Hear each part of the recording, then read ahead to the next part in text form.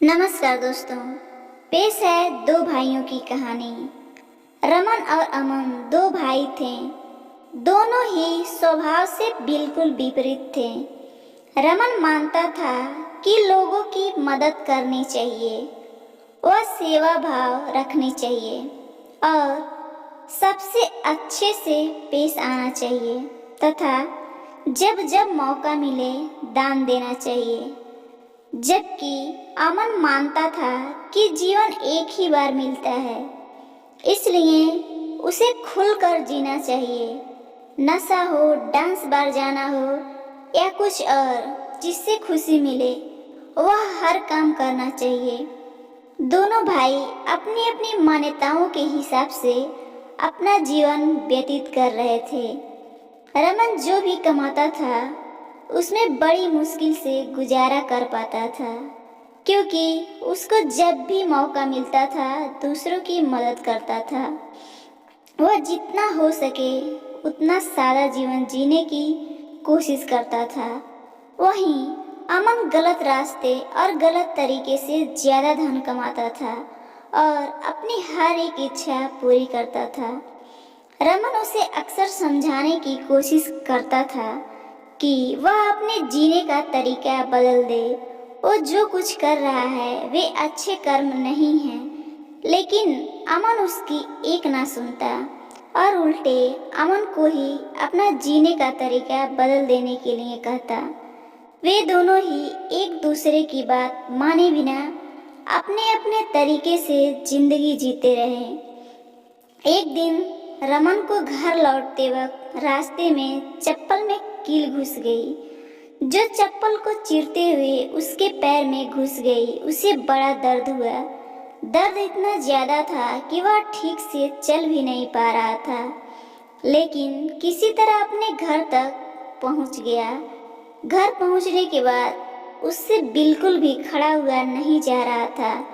उसे बहुत प्यास लग रही थी, लेकिन दर्द इतना ज्यादा था कि वह पानी का गिलास लेने तक की हिम्मत नहीं जुटा पा रहा था। इसलिए वह अमन के आने की राह देखने लगा। थोड़ी देर बाद अमन घर आया। अमन को देखते ही बड़े भाई रमन ने उससे पानी मांगा। छोटे भाई अमन ने ठंडा पानी बड़े भाई को पिलाया और उनसे पूछा, क्या हुआ भैया? रमन ने बताया कि उसके पैर में कील घुस गई है। अब अमन ने रमन से बोला, देखिए, आप इतना सादा और सच्चाई भरा जीवन जीते हैं, बदले में आपको क्या मिला? और मुझे देखिए, मैं कितना खुलकर जीवन जीता हूँ। इसलिए आज मुझे रास्ते में हीरे का हार मिला है। हमारी परिस्थितियाँ यह साबित करती हैं कि मेरा तरीका सही है और आपका गलत है। रमन बड़ा परेशान था, फिर भी उसने अमन को समझाया कि नहीं, उसी का तरीका सही है, लेकिन शायद कुछ गड़बड़ है। इसलिए हम ऐसा करते हैं कि कल हम दोनों ज्योतिष को अपनी अपनी कुंडली दिखाएंगे। अब वही बताएगा कि क्या दिक्कत है। वह जिस ज्योतिष की बात कर रहे थे वह बहुत जाना माना प्रसिद्ध ज्योतिष था। उसकी कोई भी भविष्यवाणी गलत नहीं होती थी। अमन हीरे का हार मिलने की वजह से बहुत खुश था, इसलिए वह भी बड़े भाई के साथ जाकर कुंडली दिखाने के लिए राजी हो गया। अब अगली सुबह दोनों भाई अपनी अपनी कुंडली लेकर ज्योतिष के पास पहुंच गए। रमन ने अपनी कुंडली ज्योतिष को दिखाई। उस कुंडली को देखते ही ज्योतिष बोला, बाप रे बाप, किस अभागी की यह है कुंडली, यह तो अब तक मर गया होगा। रमन कुछ नहीं बोला और फिर अमन की कुंडली ज्योतिषी को पढ़ने के लिए दी गई। उसकी कुंडली देखते ही ज्योतिष खुशी से बोल पड़ा, यह बहुत अच्छी कुंडली है, इसमें तो राजयोग लिखा है, यह जरूर अब तक मंत्री बन गया होगा।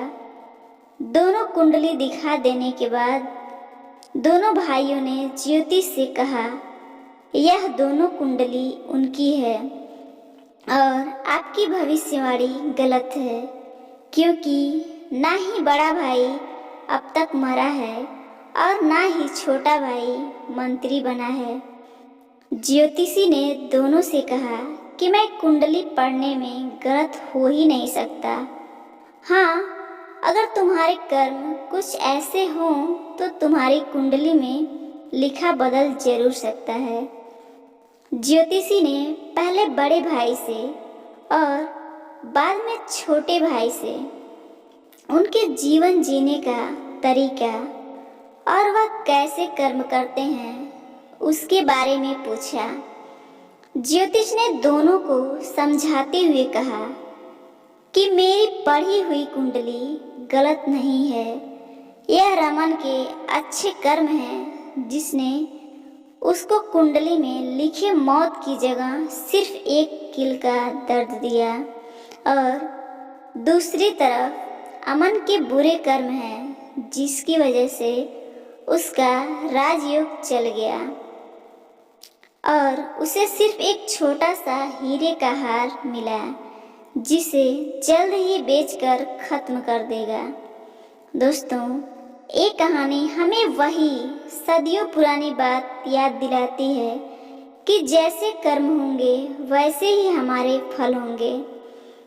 अगर हमारा वर्तमान अच्छा या बुरा है तो वह हमारे पहले पुराने कर्मों की वजह से है, और हमारा भविष्य अच्छा या बुरा होगा वह हमारे वर्तमान के कर्मों के हिसाब से होगा।